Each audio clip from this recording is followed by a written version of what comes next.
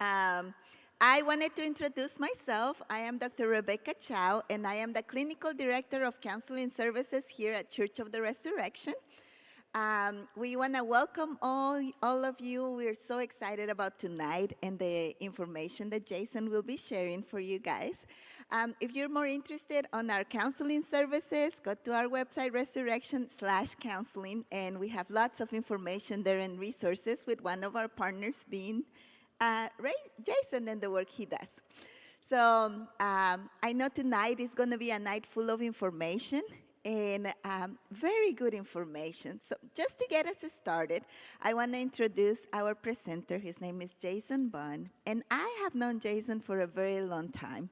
But he comes to Resurrection with 20-plus years of experience, clinical experience, working with kids, working with adolescents, working with adults, specifically when it comes to anxiety and attention, and being able to really connect with families where they are. I have had the pleasure in Kansas City to be in his acquaintance, and I know he does lots and lots of things, not only for people in the community, but for different organizations. So we are so glad you're here. Welcome to our church, and without further ado, Jason, please come in. Thank you. I'm going to keep this one. I'm going to keep it for my next thing. Good to see you. Thank you very much. Otherwise you'll get... Okay. Well, thank you all for coming. I think I'm on and going. I got to know Dr. Chow by getting to take a class with her and getting to learn from and with her, so that was fun. I'm going to have to get used to having lights in my eyes kind of thing. I am hoping that you have one of our Bold Living just trifolds, and if not, Clara can come around, I'll ask her to come in and bring you one. It helps with some of the putting it together. I'm going to be talking through a lot of it and just have that put together. Let's dive in. So again, I'm Jason Bohn, and my objectives tonight are to give you some hope if you've got some young people struggling or know of families that have young people that are struggling, understand problematic adolescent behavior, and then learn some skills and tools and treatment options, because we've got a lot of great partners in this room tonight if you're looking for something specific to help you as parents. What I do on a day-to-day basis is run an intensive outpatient for adolescents struggling with anxiety and depression, but it ends up looking like self-harm, suicidal ideation, panic disorder, social and generalized anxiety. They don't have meaningful connections in their life. They're existential. They're in that what's the purpose kind of phase of their life. And it's intensive. It is 5 weeks, 4 days a week, 3 hours a day. So it's not meant for everybody, but it's a skills-based group, and it just packs them full of skills in those 20 days.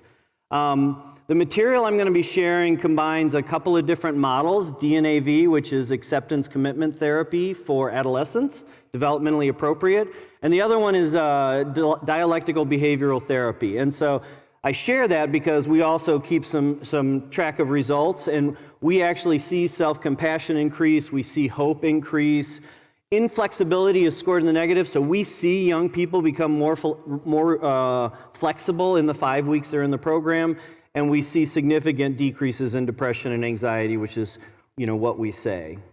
Just want to highlight Renew Counseling Center. We're in Olathe. Not only do we have an adolescent group, but we have an adult group led by my wife, Corey, and they do really, really good work also with adults. So I want to start with getting into this work. We're now 6 years. We've been running 6 years of this adolescent program, about 650 young people through it.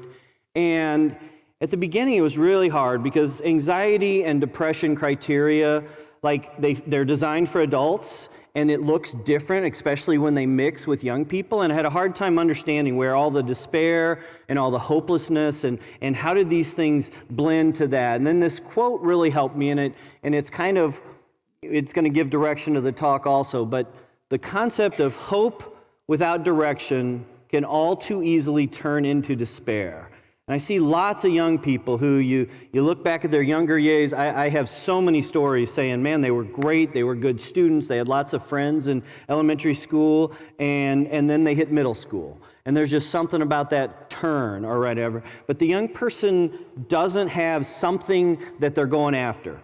They don't have something that matters to them. They're not connected to something really strong. And when they don't have direction, it's really easy to get caught up in, say, social media or trying to fit in or not having a place to fit in or not having things. And so this quote actually, I think, describes the young people and what we try to do in our program, and what I'm going to try and give you some tools to leave with tonight is how do we give our young people direction and keep that hope that they have or rebuild the hope that they have. And with that, I think I'm going to ask, got to talk about what hope is, because there's a couple different definitions of hope. It's not just one thing. We're in a church. One type of hope is spiritual or faith-based, belief in a higher power. And that's one type of hope. There's another type that's like, man, if I can just make it till, the next payday, all right, if I can just make it through 7th grade, right, with my young person or whatever. It's kind of that white knuckles, light at the end of the tunnel. I just believe it's going to get better if I just keep taking step after step. And it's a type of hope that a lot of people have. The type of hope that I like to talk about and that we're trying to build into young people is from the grit literature. So it's got a really good literature base behind it.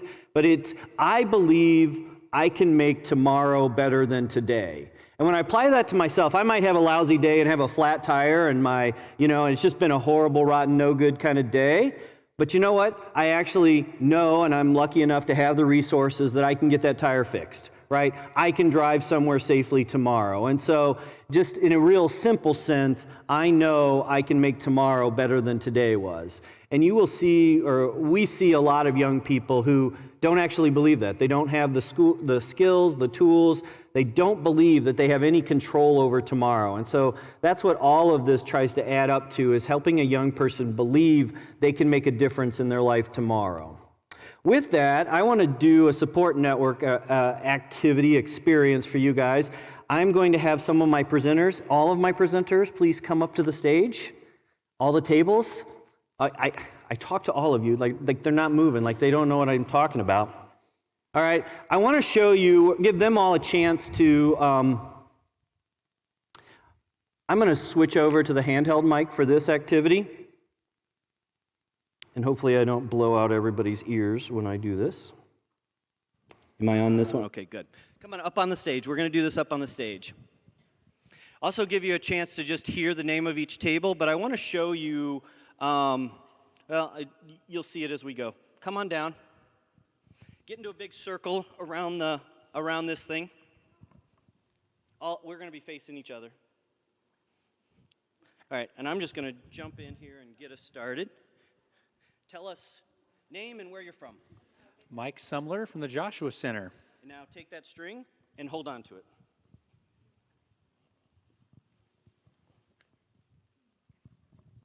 All right, tell us who you are and where you're from. Lisa Polka, KC PCIT. All right, take a string and hold on to it. I'm Abby, and I'm with Kansas Mental Health Medicine. Excellent. Come back and give you one, but you've already talked. You can say it again. Oh, I'm Julie Gettings, KC PCIT.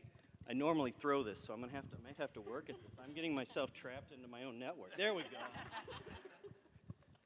Layla Lawson with ADHD KC. Thank you. Hand it to you. Susie Gurley, the Just a Mom podcast. Keep a string. Yep. Yeah, we're going to come back over here to you. Marissa Meyer, The Greenhouse Project. Thank you. Keep that. You are doing great. See? To get people in here to help. Go ahead. Kansas City dietitian Bethany Frazier. All right, I'm gonna hand you a string. I'm gonna keep handing string. You hand it around this time. Just to keep this.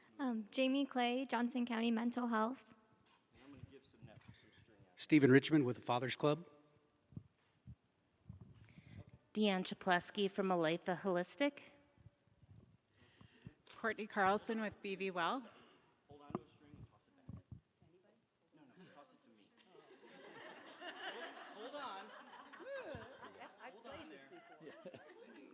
tell you what, I'm going to get to a point where I tell you that raising a teenager is messy. All right, just like this. All right, keep going. Vicki Meek from National Alliance on Mental Illness. Julie Marshall from KMHM. Haruki from National Mental Health. NAMI. Jennifer with Heartland Behavioral Health. Caroline Danda, I'm in private practice and work with kids and adolescents. Davis Finley, the Zero Reasons Why campaign. Erin McCarthy, the Greenhouse Project. JC Unruh, the Greenhouse Project. Becky Alfred, Parent Coaching. All right. Can you imagine, so this, and I love that now I'm stuck in the middle of it. This is what we want to surround our young people with, all right, is a network that they are connected to a ton of people that are meaningful in their lives.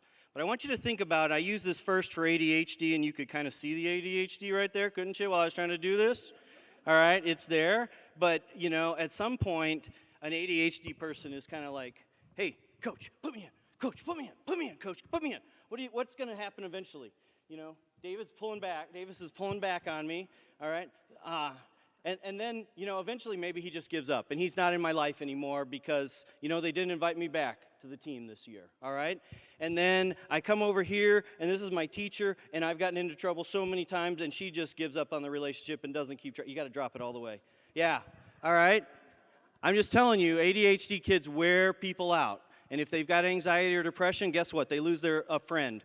Just, lets go of their life, right? All right? And then these two friends are tired of they don't want to go over there because everybody else doesn't like them anymore, or, so they drop off right there. And then finally, they quit saying yes to activities, and so that person drops off. And can you see how my network is changing? And we see this happen everybody drop. Because this is what happens when a kid really gets into struggling trouble right here, is that they lose that network. And that's one of the reasons we brought everybody in, is that there is a network that can support you. Thank you all very much. I'm not sure that went exactly as well, but you guys were great. Appreciate it.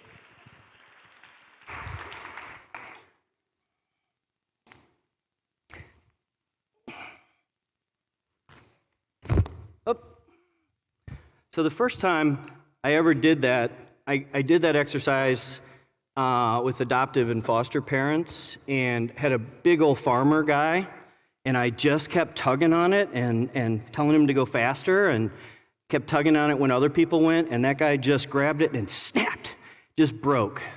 Tell you what, you ever see that rope snap, he knew exactly what happened, that his own kid that he was trying to work with was losing connections in the world. So I want you guys to think about that. Anytime a young person struggling with ADHD, anxiety, depression, quite frankly, if they're struggling with anything, this is what's happening to their network of supports. And so we see so many young people that come in the group and just say, I don't have meaningful connections in my life. And so part of what happens in group is just that they start getting and believing they can have some meaningful connections. Meant to have that up on the screen. Those are all the players. Get a chance to go over there. They are great organizations. We're thrilled to have them here joining us. All right, talk a little bit about ADHD to begin with. I like this ADHD motto. It's got to be fun. Any of you deal with ADHD? They want it to be fun. They like being in that place. If it's not fun, it's got to be moving. If it's not moving, it may as well be angry. All right, and if you know anything about ADHD, they can get there pretty quick because people didn't understand them here and there, and they end up angry. Most of us know the challenges of ADHD. This isn't a surprise to most people, but impulsiveness, disorganization and problems prioritizing, poor time management skills, problems focusing on a task, trouble multitasking, excessive activity or restlessness, poor planning, low frustration tolerance, frequent mood springs, problems following through and completing tasks, hot temper, trouble coping with stress. All right, so those are the challenges. We kind of all know those. What most people don't ever look at is what are the advantages of ADHD, and it's always important to remember. High energy, creativity, intuitiveness, resourcefulness, And just for fun, I was when I was 3, apparently I would run from one end of my house into a wall, and then I would turn around and run the other way and run into a wall. And my parents, I've asked my mom, she doesn't remember. I'm like, how many times did I have to do that before you took me to a doctor, right? But they ended up taking me to a doctor, and the doctor's like, it's ADHD. And they gave me Ritalin, and it's ADHD when Ritalin works, right? It calmed me down. Mom took me back to the doctor, and they're like, he's very docile, he's very compliant, but he's no longer my energetic, creative young man. Is there anything else we could do? All right? This is a very practical doctor. We're talking about 1973 or so, where medications weren't quite as enthusiastically used. And the doctor's like, he's going to have to be able to sit on a bench for 15 minutes to make it in school. Like, he's just going to have to be able to sit there not doing much of anything. And so apparently the next year of their life was just horrible. Had to hold me still to get those first couple minutes in, had to work their way up to it.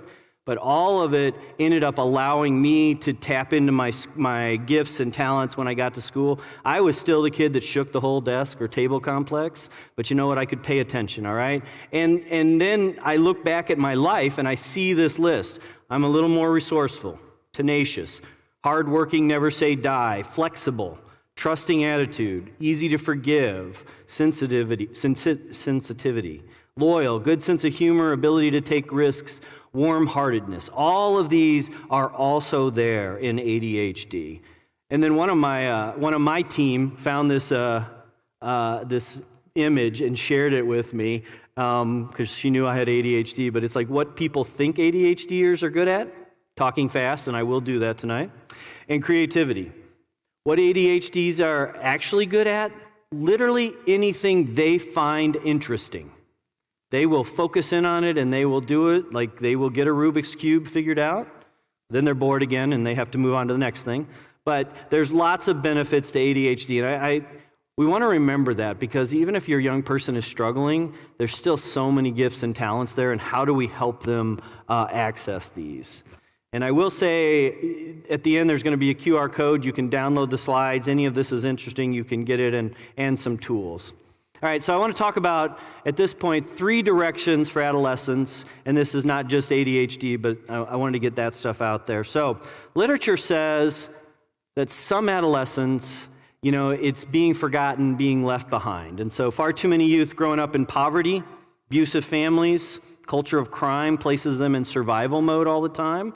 I would throw, foster kids, adoptive kids in there or anybody that's had any trauma ends up shifting into that survival mode.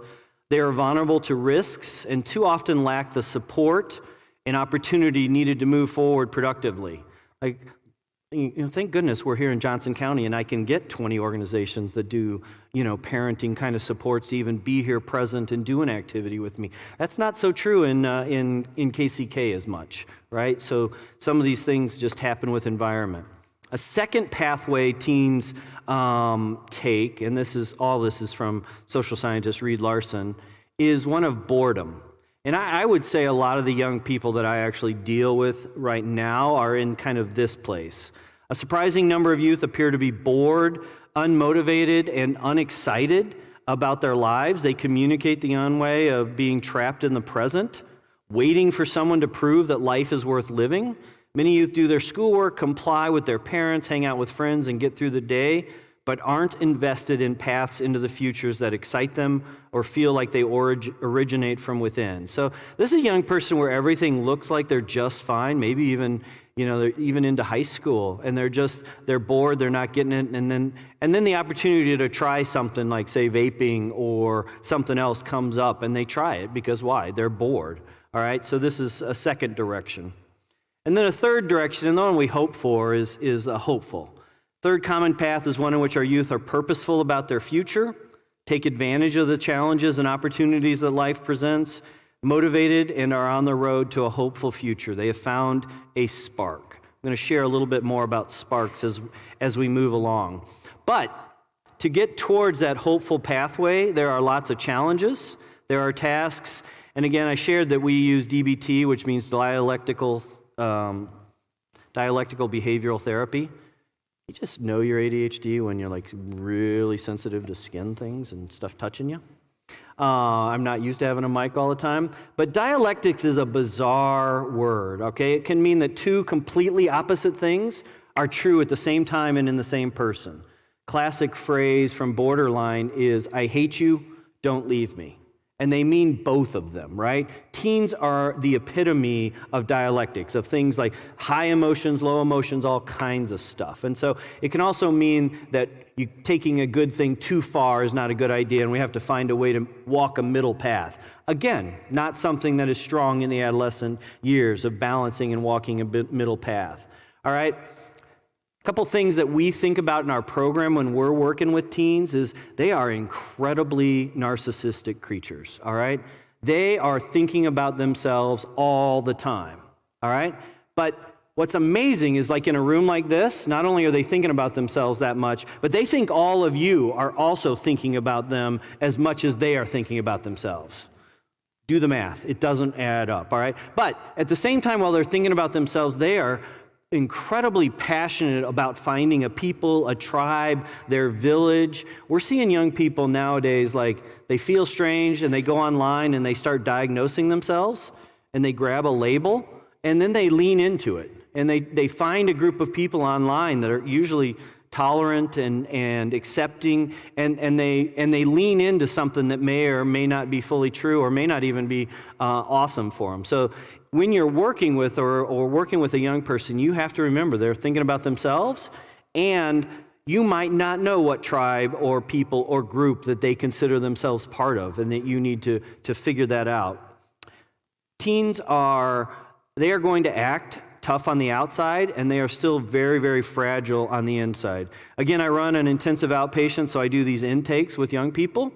And I had a young lady, 8th grader, cute as a button, had a great relationship with her dad. You could just tell, and I look for that kind of thing. And she sat there, looked me right in the eye, and she's like, I'm struggling with this. This is going wrong. I can't handle this. I want life to be better. All right, great. Start the group. Monday, we get her in group, sitting around the circle, going around the circle. Why are you here? Get to her. I don't know. Parents made me, right? She knew exactly why she was there, but she needed to become independent. She had to feel and act a little bit tough on the outside. So when we're working with young people, we are always acting as if they want connections, as if they don't want this pain that they're causing themselves at time, all right? So we're acting as if they are fragile on the inside. Finally, it's important to think about structure versus relationship.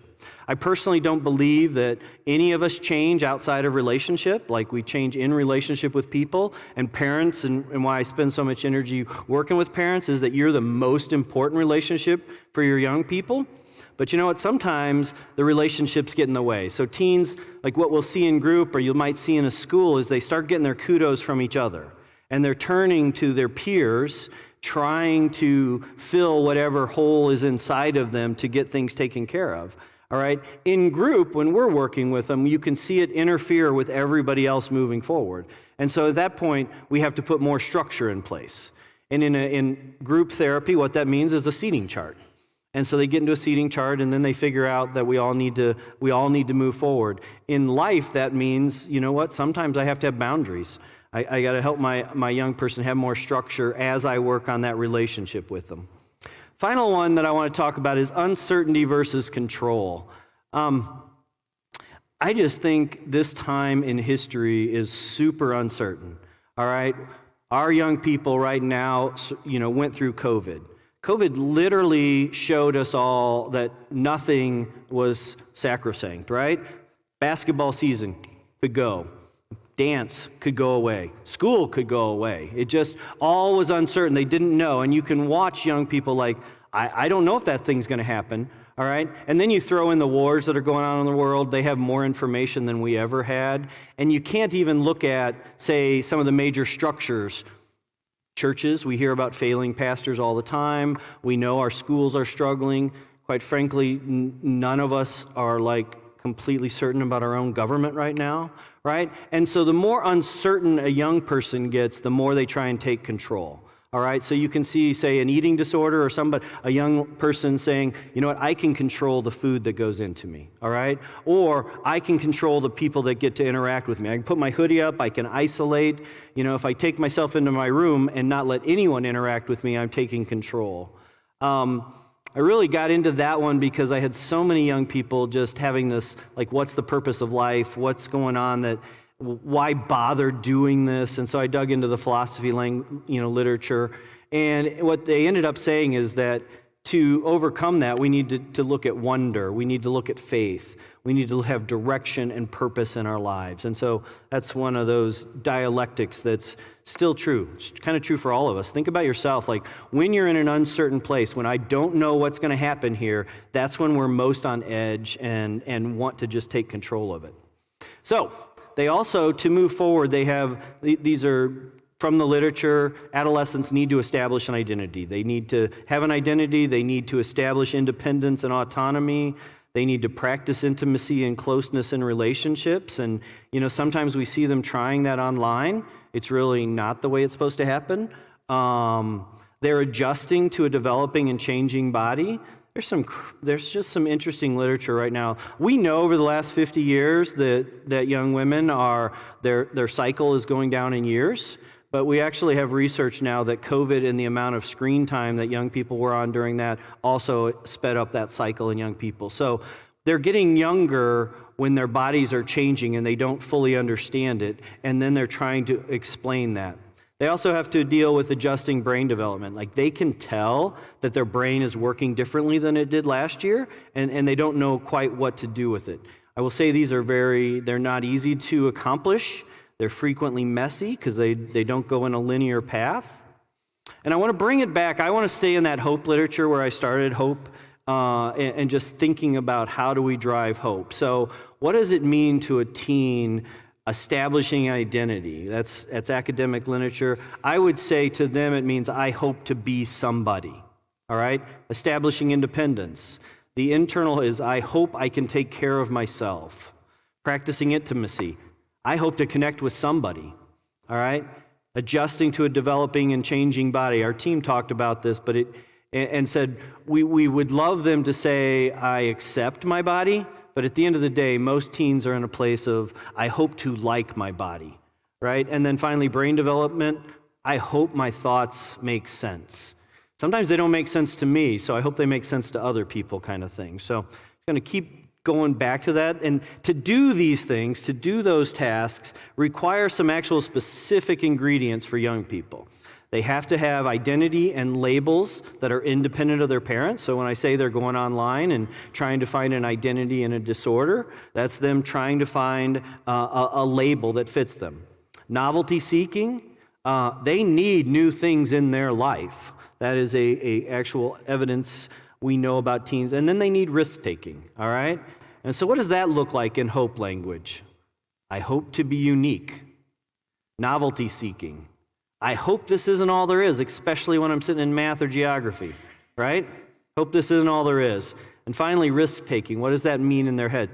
Man, I hope life isn't boring, right? And when it gets boring, what are they going to do? They're going to make it a little more exciting for themselves, all right? And as parents, what are we doing to help them in these areas? Are we showing any risks? Are we doing anything new in our lives? Just a question to pose to yourself. You put those things together, and it ends up becoming really tough. And so these are the dialectics of parenting, or the dilemmas of parenting. Sometimes a young person might go slam their door once a week, and you're like, that kid needs therapy, right? Maybe I'm making too much of a typical behavior, because that's pretty typical behavior, all right? But you can also make light of actual problem behaviors, all right? Well, that was the third time they, destroyed somebody else's toy. All right, well, at that point, that might be a serious issue. All right, sometimes we want them to become independent really soon. Sometimes we're holding on too tight. Sometimes we're being lenient. Sometimes we're being too strict. There's tension in these things. Used to have discussions with teens all the time about, would you prefer your parents be lenient or strict? I will tell you what, I've never had a teen tell me they wanted their parents to be completely lenient. All of them understand that complete leniency means nobody cares, right? Never had them say they wanted their parents to be as strict as they were, but that's a different ballgame. All right, so how do you do that? We actually have a method or a model using DNAV that we actually think can move a young person towards a more authentic life. And I'm going to talk through these, but I want to give you the overview real quick. So the goal to, forging an authentic life is you get there by strengthening your valuer. You move towards things that matter to you. So the more you move closer and closer to things that matter to you, the more authentic you feel in your own skin, the more you just enjoy life, all right? But to do that, you got all this stuff in your head. Defense mechanisms, existential questions, masking emotions, and all of that we would say is going to make up the advisor realm. And I'm going to dig into these a little bit later, but I want you to have the overview. And to unhook from there, you've got to engage your discoverer, which is essentially how do we teach our young people to find new ways to interact with the world. So it's hitting on that novelty. It's also saying that maybe this isn't working for you. Can you realize it's not working for you? Can we try something different? Can we test it? Or you bolster your noticer. All right, so meeting and unmasking and finding you actually have needs. So I'm angry. Why am I angry? I'm not feeling understood. Teens have a hard time. That's a big revelation when they're like, oh, I have an emotional need. I actually need to be understood in the world. All right, all of that leads to feeling actual feelings, not masking them, making wise mind decisions, all right? So that's the model. I'm going to walk through it. If you've got one of these, you've got kind of that language in there so you can see how it fits together as we go. So I'm going to start with strengthen your valuer, all right? This again is how do you help your young person find things that matter to them? Sparks of wonder. And this comes from Peter Benson. This comes from tons and tons of research where they talked to thousands of young people and asked them what actually motivated them. These were pretty, high-functioning young people. And they would say there's some different things that actually spark a young person into moving forward, having direction in their life, in my terms, all right? So some of that would be something they're good at. That could be piano, soccer, writing. And so if your young person shows any interest in something, can you help them get better at that and see if that's meaningful? Young people, like something they care about, all right? Environment, animals, people, serving. I got very lucky in my own life in that I have always liked children younger than me. So at 8, I'm playing with 4-year-olds. At 12, I was actually leading and helping in the nursery at my churches and for Vacation Bible School and those kind of things. Got to college, I'm doing after-school programs, and then went into youth ministry. So I always I knew that, and it always helped me move forward. That would be a value in my life. It mattered to me. Young people have always mattered to me. All right, 3, a quality we know is special. Caring, listening, empathy. This is something that, maybe their friends are telling them they're good listeners. Well, help them lean into that. See if they can work on that skill, improve that area. And then finally, the wonder is, feeling of surprise mingled with admiration. When I did that work in the philosophy and I looked at everything and my wife and I started talking about what was going to be our next family vacation, I'm like, Grand Canyon.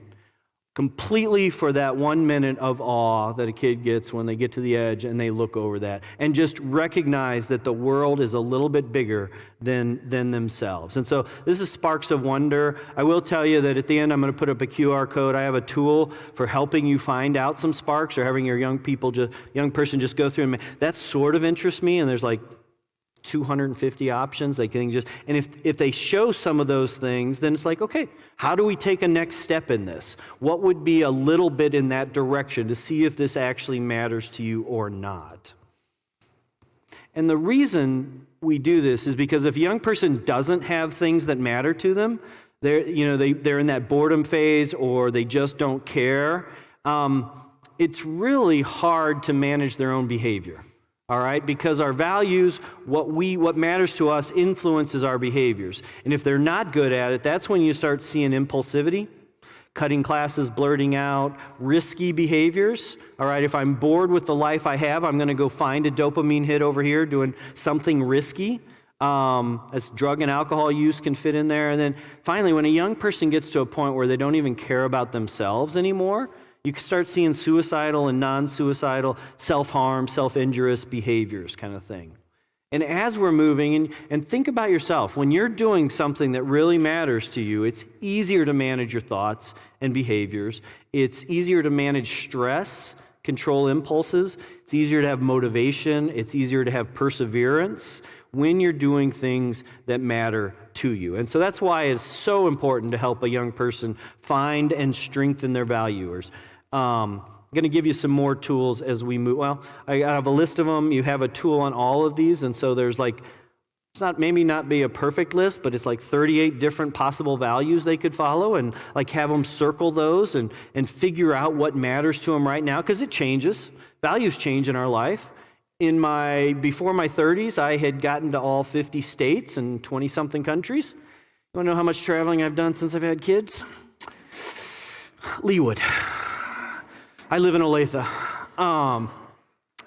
It's a little better than that, but strengths finding tools, if you just want to go through and help them, like, yeah, I'm good at that. I like to find beauty. How do you reinforce that? There's a set of value strengthening questions, and it's because sometimes, especially if you're here because you have a struggling young person, it's hard sometimes to have meaningful conversations with them because it always comes up around when something has happened. Right? Or they were late, they didn't get in, they broke something, they didn't do their schoolwork or something.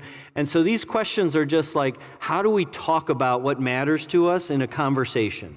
And it's a conversation because they share, and they may share something like, yeah, living in your house, hanging out in the basement, you feeding me playing video games, that'd be a pretty good life.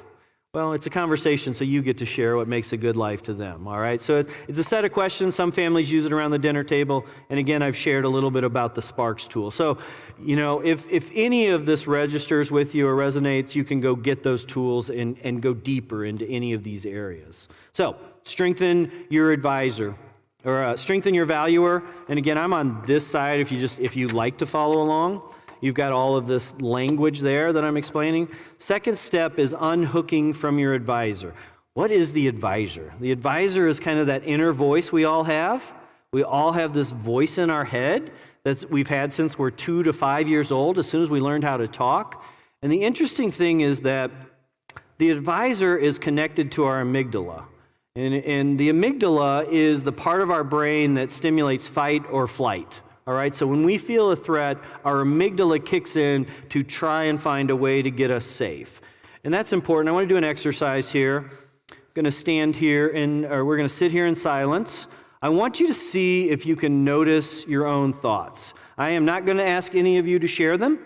I just want you to see if you can notice them. You can lift a finger up going, all right, I'm already done with this. Where are the Royals at on their game? But I'm going to sit here. I'm going to set a timer. I just want to stand in silence or sit in silence for a minute and see if you can notice your own thoughts. Start thinking.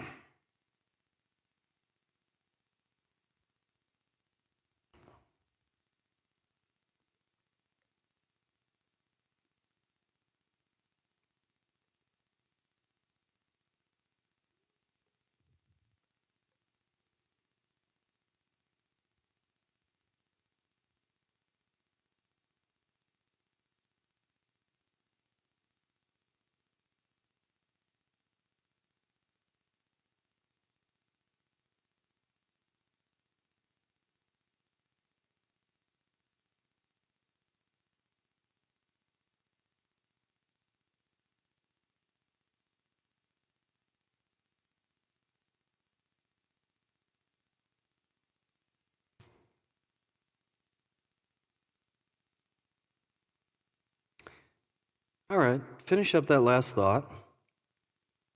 So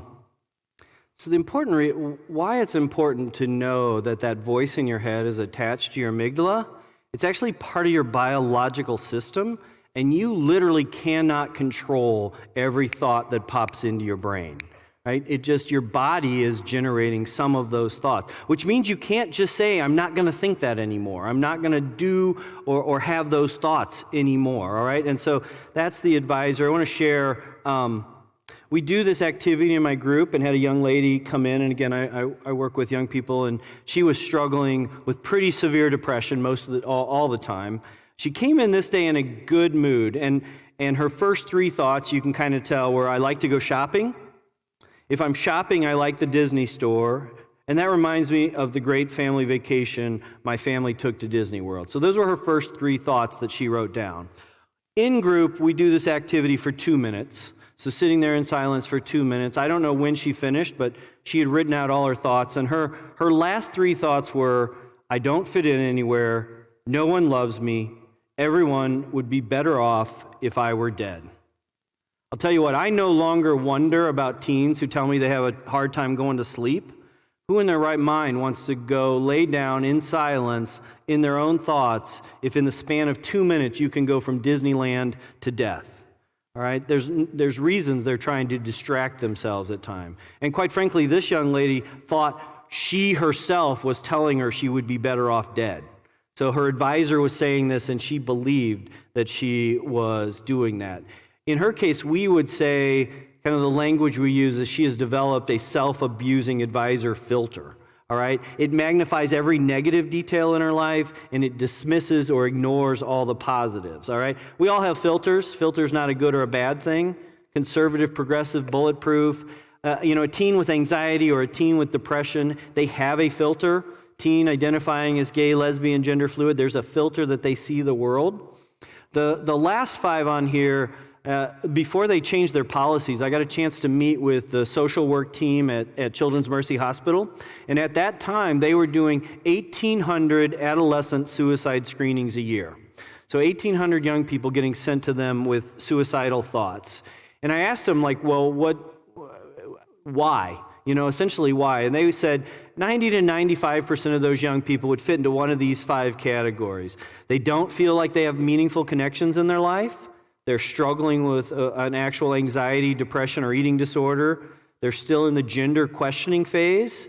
There's significant family conflict, or they're dealing with purpose, life, existential, what's the point kind of questions. So I'll tell you, if I run into a young person and I find out they're struggling with one of these things, that's a yellow flag to me. I'm going to pay attention. I'm going to be looking. I'm going to be watching into their lives. If I find out they are struggling with 2 or more from this list, I literally just assume that on a reasonably regular basis, their advisor is kicking the thought into their head that the world would be better off without them, or that they could end their pain by not being alive. Not really had any young people argue with me on that one. In any one of these can shift a young person's advisor into this self-abusive kind of mode. All right, so I want to kind of demo what this looks like. I got to speak with some moms this afternoon, and they were asking why sometimes it's hard for a young person to get up, and I'm going to put a little bit into that. But I look at this picture, and I see, I have 4 kids at home, and I imagine them as the cat right there. And my hope for their future is that they walk out into the world bold, they're doing what they want to do, that they're kind of like a lion in the world. This is how I imagine a teenager's brain all the time, normal. You got hormones, you got all kinds of stuff going on up there, right? So even with all that going on, you can still step back and see yourself, and you can say, you know what, I'd love to be a writer, or I would like to be a biologist, all right? All of us, all of our young people have homework, they've got chores, lots of them are on teams or activities, those kind of things. Just a lot of things in their life, and even with all that going on, it's still, I can take a break, I can look and say, you know what, I want to go out and do this in the world kind of thing. Let's add a self-abusing advisor. This young person is struggling to get up in the morning, all right? They're not motivated, they don't have much energy, and quite frankly, their cognitive skills are really hard. So it's hard for them to do schoolwork and reading and math and those kind of things. And it's really nice and clear here. It's almost impossible to imagine a hopeful future at this point. Can you guys, it's just a visual for it, but I want you to think about it. This is happening to a lot of young people. Be nice to just get rid of that advisor, wouldn't it? No, we actually need a voice in our head that says, hey, don't go in that dark alley after dark. All right, we need that. It promotes high-speed evolution, promotes fast and efficient functioning, and it provides helpful rules, all right? We know, we come into a room like this, we sit down, there's somebody up front, we know the rules are I'm supposed to kind of stay quiet and listen, all right? If any of you happen to be at the Royals game or at a sports or the Chiefs or something, you know that at any point you can get up and scream and yell all over. Those are just rules that we learn and understand. It's got some pretty significant downsides also, all right? The advisor can, it leads to rigid rule following. So the extreme of that would be like OCD, and I have to tap 3 times or somebody's going to get hurt. What we tend to see in youth is more like the young man his rule was, I have to try the hardest I possibly can. That sounds like a good rule until you realize he was really good at math, he was really good at chemistry, wasn't overly athletic, and still had to take gym class. All right? So one day in gym class, he's told he's got to run a mile. His rule kicks in. I've got to run this mile the hardest I possibly can. None of us should go run a mile the hardest we possibly can, right? It's not a good, there was no permanent damage, but it's not, that kind of rigidity to rules in your head is not a good idea. The advisor can absorb others' unhelpful ideas. Yeah, you want to, test this out. Tell a kid at one end of the school a really bad idea, like throwing a pencil up into the ceiling, and see how fast it gets to the other end of the school. All right, they are good at this. This is also when, a young person's like, man, I am numb and I just don't feel anything. What can I do? And somebody says, well, cutting, all right? And they're like, it works. They just gathered. Or, yeah, I'm in pain. I'm just confused. I'm just so overwhelmed. Well, vaping might help. They absorb it super easily. It can become decontextualized, so a young person might actually have a better fantasy life in their head than reality is, and so they'd rather live there. And then as I tried to show in the images, it can start distorting incoming information, and it can become self-abusing. I get the opportunity to have young people do some projects for us, and this young person we asked to draw a picture of their advisor. They clearly had access to a bunch of colors, but what they chose to use was black, tornado-like, made of words like evil and silent and unoriginal and nobody likes you and bad person, and just all of these super critical thoughts that were in their head all the time. If you can't read them, the little pink ones on the edge say worth it and you're amazing. So luckily this young person had somebody speaking into their life. And we didn't ask for it. They said, but you know what, if you ever ask me how I'm doing, even though this is how I see my head, I'm going to tell you I'm fine, right? They said that too, but this is how they visualized their own thoughts in their own head. So I want to talk about how does this get created. And this is literally what I think ADHD, because I've seen it too many times, ADHD can become anxiety, or they're mixed, and then they narrow their lives down, they become depressed, and then it just comes into this hopelessness, despair kind of cycle. And this is how I think it works. They start in some point or time with challenges or an inability to regulate emotions. And so biologically, that could mean they have a predisposition to anxiety, a predisposition to depression, and so those are biological reasons they might have struggle regulating emotions. There's environmental reasons. So COVID was literally an environmental level reason that young people didn't learn how to regulate themselves. They weren't in the classroom. They weren't doing the normal things. And then finally it can be trauma-based. And some of your more known, sexual or physical abuse. But we had a young man just recently go through our program that by all accounts had no mental health struggles whatsoever, was athletic, was well-liked, all kinds of friends. And in 18 months, they had 3 different concussions, all right? And so just physical trauma, they came to us pretty severely depressed. And the same exact pattern was happening in their life in a very shortened amount of time. But so they have this challenge, somebody doesn't talk to them or rejects them. And this is not bullying. This is literally saying, you know what? I see a group of kids playing over there and I would like to be playing with them, but they didn't invite me. Since they didn't invite me, I feel rejected by them, all right? And so that rejection becomes discouragement, which becomes the I don't fit in thought. And that thought gets repeated. And again, the advisor starts out between the ages of 2 and 5, this inner voice. It just gets repeated. You don't get to see it. If I don't fit in, becomes something must be wrong with me. And you'll see a young person in this phase when they're like, you know what? If I got the right Crocs and I put the right charms in them, I'm going to fit in. all right? Or if I could get my parents to let me join that dance team over there, I'm going to fit in over there, all right? Or maybe if I went to a different school, I'm going to fit in. And for all my joking about adolescent logic, eventually they're like, well, I don't fit in here, and I don't fit in here, and I don't fit in here or here. What's the common denominator? The common denominator is me, all right? And that's when it shifts from something must be wrong with me to something is wrong with me. That gets repeated over years. We may not know when that happens, but it gets repeated for years. Something is wrong with me becomes I'm a bad person. I've never seen it go the other way. It just gets to be I'm a bad person. If I'm a bad person, I can't be loved, cared for. If I can't be loved, I'm not worthy and I have no value. I may as well end everyone's pain by not being alive.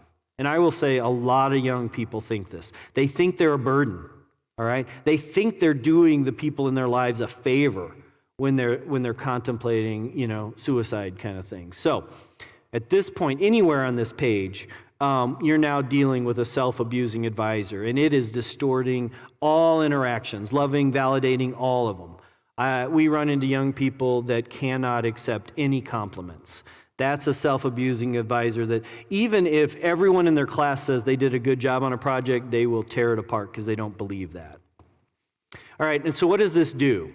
Anywhere in this struggle, they're struggling in any way, they end up starting to avoid things. And there's a cycle to avoidance. I'm going to start with anxiety. If we're anxious, what do? We avoid scary things. And that might be feelings, it might be phobias, it might be snakes, those kind of things. Anytime we start avoiding something, it reduces the amount of activity in our life, all right? And it increasingly restricts our lives, and it undermines confidence. So let's imagine a young person they're really excited about trying to take theater, but they have anxiety, maybe some general anxiety, social anxiety, but they're excited, they go in for the fall, they're at the door, ready to go into tryouts, and they just can't do it, right? It's just too much that day. Well, when spring tryouts come up, literally their advisor now has actual facts. You couldn't do it last time. Why do you think you can do it this time? Why should you even try to do that thing that you're thinking about doing, all right? And so that's when it's starting to undermine their confidence. Anytime that happens, they start feeling worse. Physically, because they're not doing less things. Emotionally, leads to more anxiety. We regularly see this cycle just continue into depression. But you know what? It can start with depression.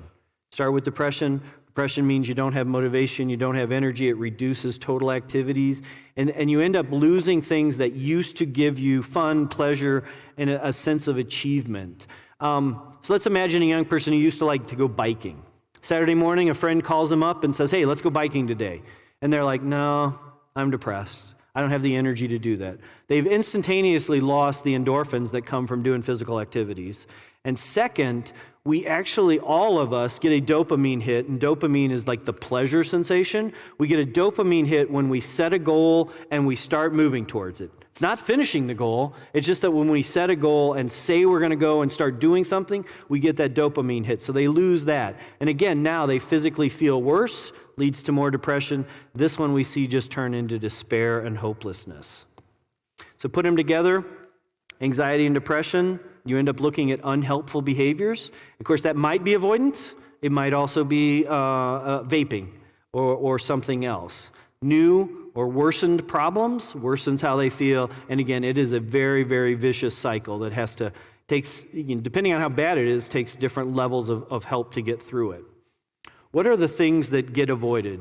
Physical activities, social interactions, scary things from phobias to feelings, responsibility, parental interactions with authority, pain, conflict, challenges, things that could bring vitality or value. Those are the things that get avoided, but the really sad thing is I could change the title on this slide to be, what does it take to become an independent young person? Same exact list. They have to be able to do these things that they actually start avoiding if they're struggling anyway to become more and more independent. So I just want to share, because I kept talking about how we avoid feelings. What does that mean? What does it mean to avoid feelings? And we would call that a defense mechanism. So anything that you do to avoid feeling something is a defense mechanism. I want to see this play out in a young person's life. Maybe they don't and none of us like failure, but really maybe their whole body is like, I can't handle failure, I'm going to avoid failure, I'm going to do everything I can. And algebra class makes them feel like a failure. They have algebra class second block. They got handed a huge assignment. They didn't understand it. They're already avoiding any interactions with authority, so they sure don't go ask the teacher for any help, right? And they have all day to think about it. So they get home, and they're in a really bad mood. They're upset, they're grouchy, they take their bag, and they throw it in the middle of the living room.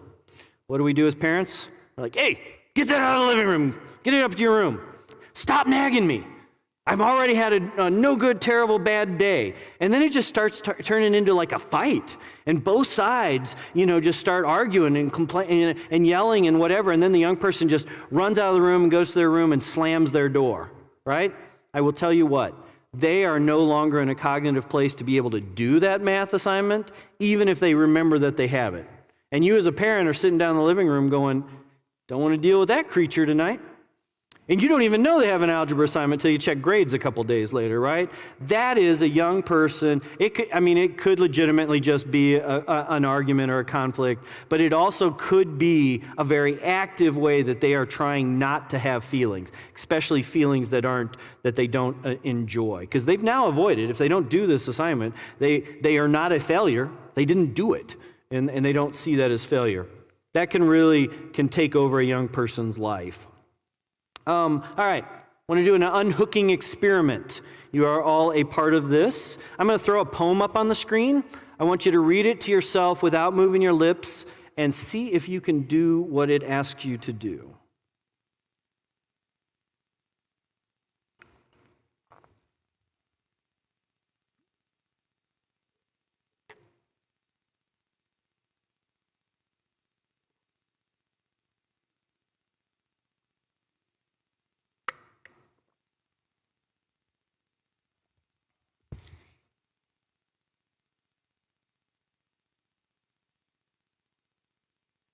I'm going to guess you're all good readers. All right, show of hands, who could listen to yourself? I actually want a show of hands, thanks, good. All right, who could make it really loud, like yell inside their own head? Who could make it whisper? Do it really quietly. All right, who's willing to do their crotchety old man voice? All right, right here. You do your crotchety old man voice for me? Yeah, you'll do it? I got a crotchety old man back here willing to do it. All right, just kidding. That's that's psychologist humor right there. Use behavioral techniques to get you to go in. If you could do any one of those, and this is where we start giving young people some hope, if you could do any one of those 4 things, you can learn how to unhook from that advisor in your head. And it's called an advisor because it's giving you advice. You guys want to have some fun, go ask any teenager you run into, do they accept every piece of advice that's given to them by parents and families and friends? And no. Not a one of them says yes to that one, all right? If they're not going to accept every piece of advice from friends and family, why should they accept every piece of advice from their own brain, all right? What do you do if you're not going to accept the advice that your own brain gives you? Maybe listen to those values that we had you work on, all right? Maybe choose to do that instead of your brain saying, don't go in that door. Bolster your noticer. Again, I'm walking through these things, and the noticer is kind of, how do we notice internal things and external things? So it's not just emotions. I read after my favorite band is U2. And any of you that listen to U2, it has just a really deep beat all the time. In my adulthood, I finally started doing some more reading on ADHD, and it's like ADHD people really like boom, boom, boom. Like it just, like just the sensation there. It wasn't an emotion, it was just a sensation that, you can notice in yourself. Noticer is also about, can I notice how you're reacting to me so I can then have a meaningful conversation with you and understand what you're trying to say. So that's kind of the noticer. It's also about emotions. And if a young person doesn't have a strong noticer, this is where you see anger outbursts. They can't control their emotions, rapid, often exaggerated changes in mood, uncontrollable laughter or crying. They usually have little to no positive emotions, and they're almost constant negative states. So this would be just a different way of saying that they have a self-abusing advisor in some cases. As they get better at it, they're more aware, can manage both positive and challenging emotions, can experience a wide range of emotions, and can demonstrate skills.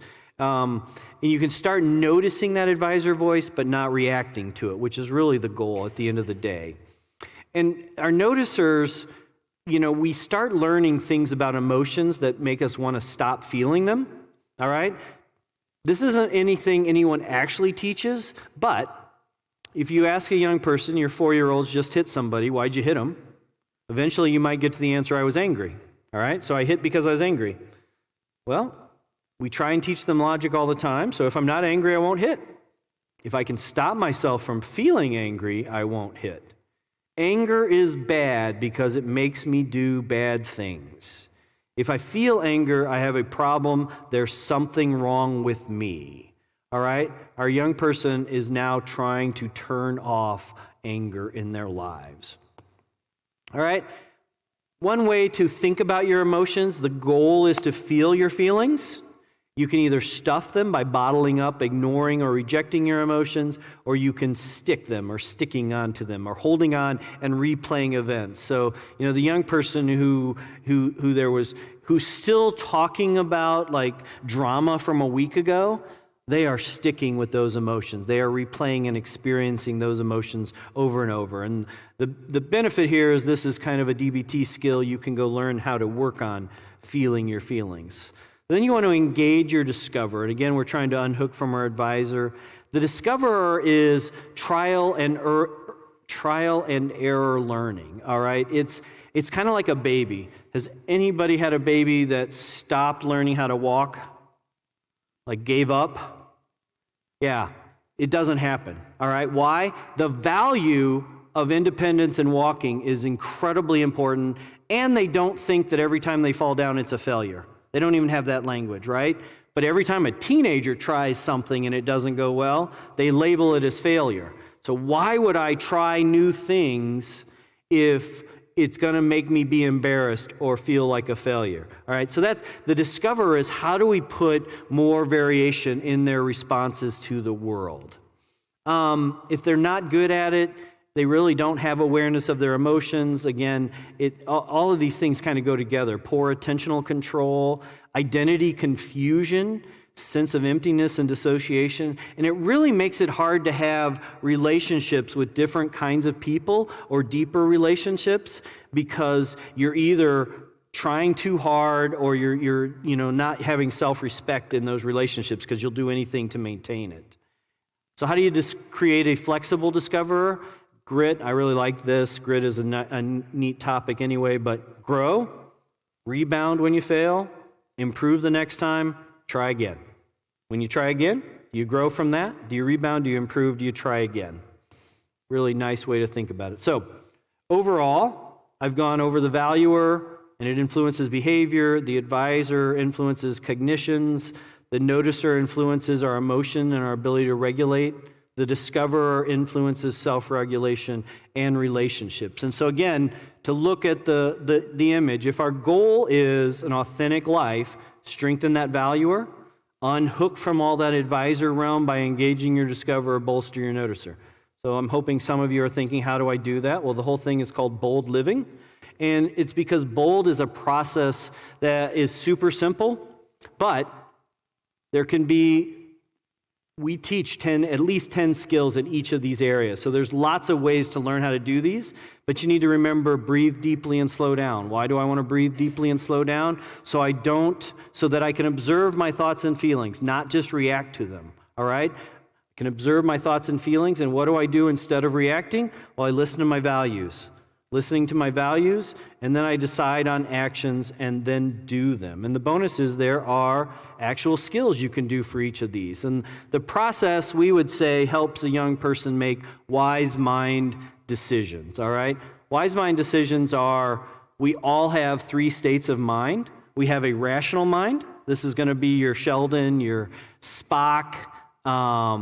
Decisions are based on what makes intellectual sense, thinks logically, focuses on facts, suppresses and ignores emotions, all right?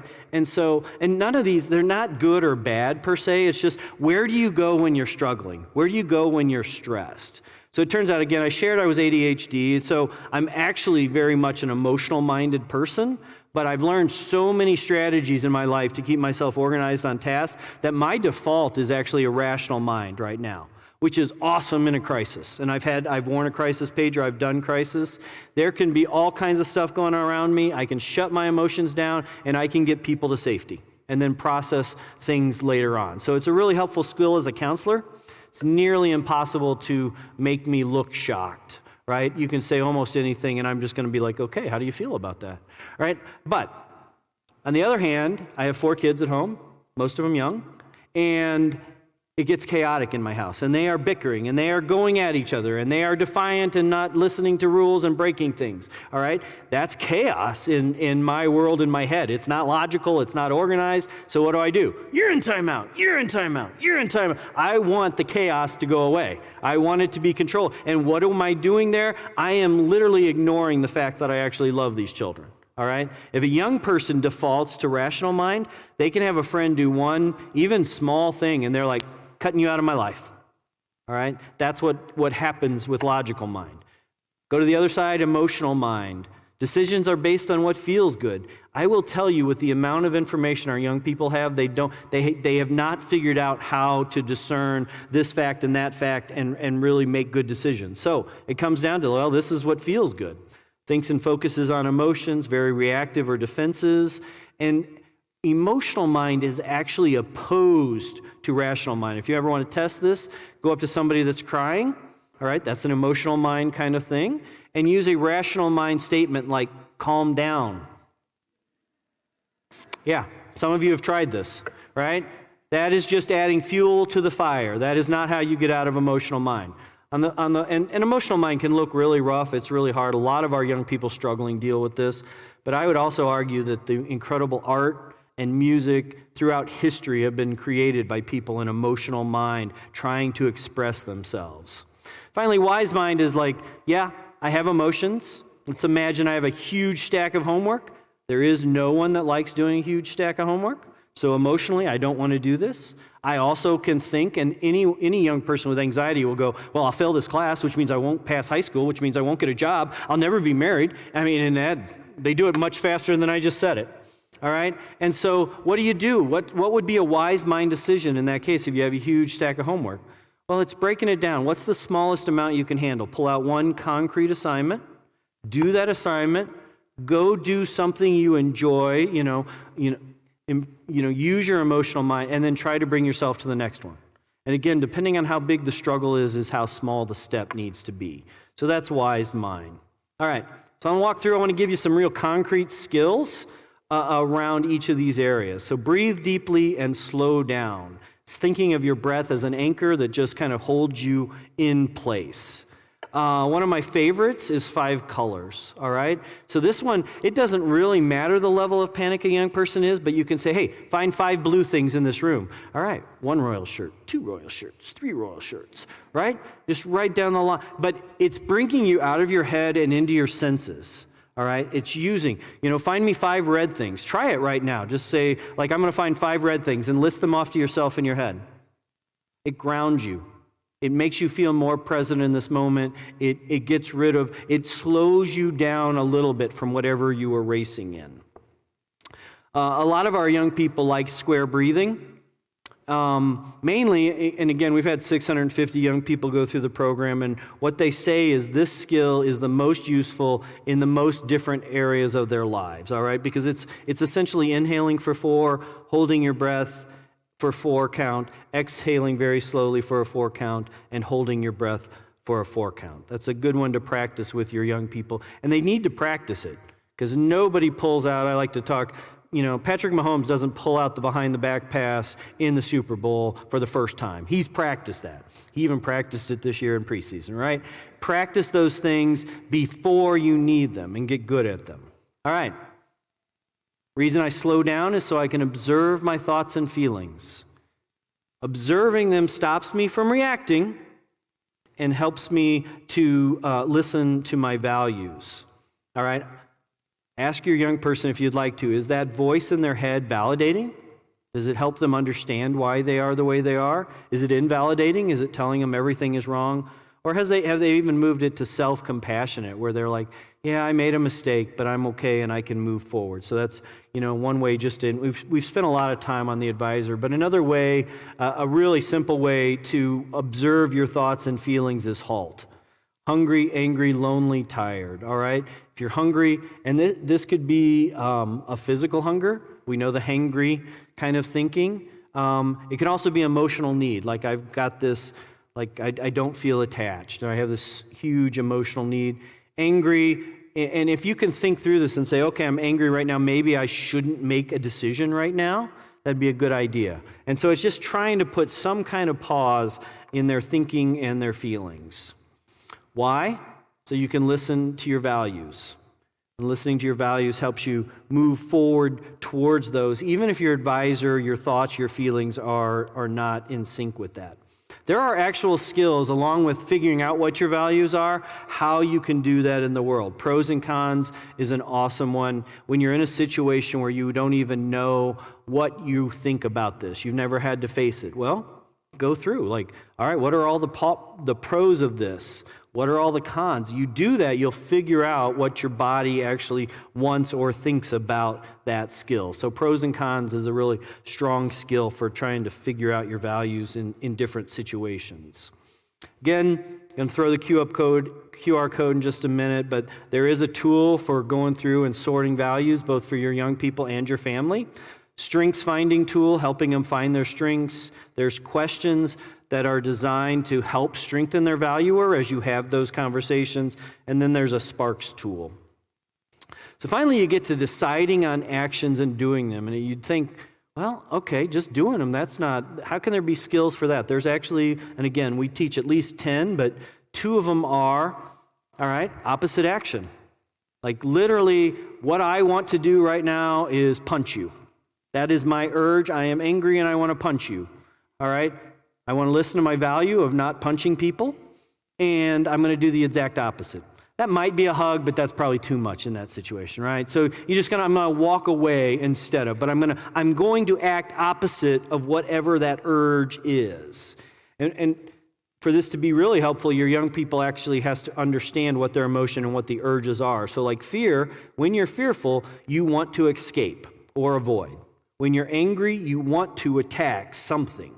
Sadness, withdrawing, becoming passive, isolating. All right, so this is one where, like, all right, you're working on this. The value you have is to be engaged with your family, and you just have this huge urge to go isolate. Well, do exactly the opposite. Just go put yourself in the kitchen, right? Just sit with your family, be present, do it 100%. That is opposite action, and you will, most of these urges will calm themselves down, kind of the research says 20 minutes if nothing else is adding to it.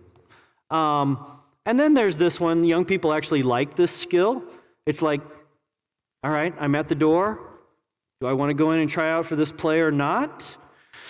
My head's racing. I got 100 thoughts in it, but maybe if I just go 5, 4, 3, 2, 1, I'm going to go try out. All right? It's a good one to get out of bed in the morning, too. Just 5, 4, 3, 2, 1 count. And just like we all know 5, 4, 3, 2, 1, blast off. All right? So just act. So there's actual skills in each and every one of these categories of breathe deeply and slow down, observe your thoughts and feelings, listen to your values, then decide on actions and do them. This will help you make wise mind decisions. It will help you feel your true feelings, and it will lead a young person closer and closer to an authentic life. I just threw this one at the end. If you actually have a young person that's struggling, I hear from hundreds of families how hard it is to find a counselor or somebody that's good with their young people. You should expect a counselor to have a history of working with teens and can actually show how they've impacted that. You should expect to keep in the loop, be kept in the loop, should know what they're working on and what interventions, treatment plan they're attempting and why.